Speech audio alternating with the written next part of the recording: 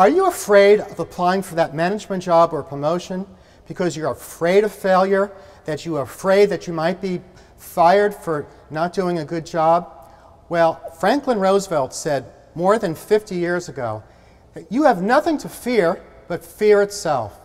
When you take on that management position, your new boss is not expecting you to come in and not make mistakes. Your new boss is expecting you to acknowledge your mistakes, work through your mistakes, and use your mistakes as a platform for doing better. Now, when I was just about to accept my new position as the Director of Finance, I went to the movies. How many people here went to see the movie The Witches of Eastwick? Anybody? Raise your hands. Almost half, if not more, the people in the audience. The movie made a big difference for me as I was about to embark on my new career as the Director of Finance, because I remember vividly the lines of Jack Nicholson, the lead character in the film, that said, "When we make mistakes, they call it evil. When God makes mistakes, they call it nature." And I went into this job making mistakes, and I thought I was evil. I thought I was doing a horrible thing, and I thought I was going to be fired for it. But at the same time, I was doing a lot of things correctly to correspond and to compensate.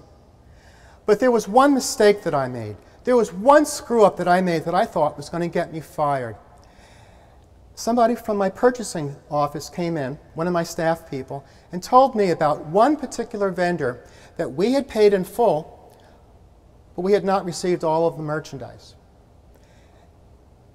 So I thought I would take care of it. I wrote a letter to the vendor demanding that we receive what we had paid for.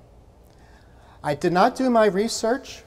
I did not talk to the right people. I did not bring in my city attorney. I did not consult with my boss. I screwed up across the board. I made a mistake. But I thought I had taken care of it. But then I heard upstairs the vendor was in the mayor's office demanding that I be fired and telling the city attorney that he was going to sue the city for defamation of character. Oh my gosh, I made a mistake big time. But right away, I got on it. I called the city attorney into my office. We developed a strategy for resolving the problem. I wrote another letter to the vendor, and we took care of the problem. I thought all was done until the day that I had to go to my boss's office, and we were going to talk about my mistake. And I thought, I might be fired, I might be admonished, I might be written up, but none of that happened. My boss congratulated me.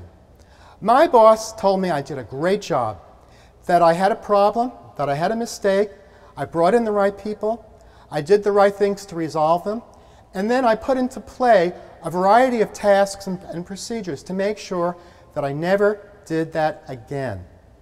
And believe me, I never made that same mistake again. And the lesson that I pass on to you, your takeaway, is that when you assume these leadership roles, in whatever organization you are going into, look for the mistakes you make. Embrace your mistakes. Love them. Because if you really learn from your mistakes, it will give you a platform for doing better the next time.